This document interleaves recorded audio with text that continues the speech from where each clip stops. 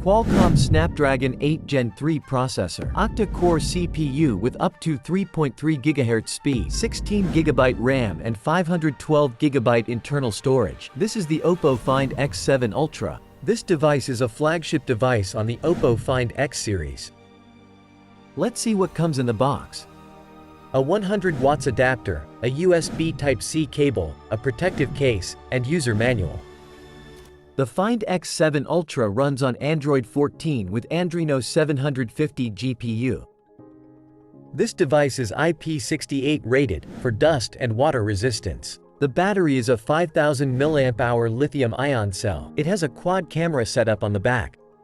All 4 cameras are 50 megapixels and has OIS for stabilization. The selfie camera is a 32 megapixels wide-angle lens. This phone's security features an optical fingerprint sensor. The display is a 6.82 inches AMO LED screen with 120 Hz refresh rate and Corning Gorilla Glass Victus protection. The Oppo FindX7 Ultra has 3 color variants: black, dark blue, and dark orange.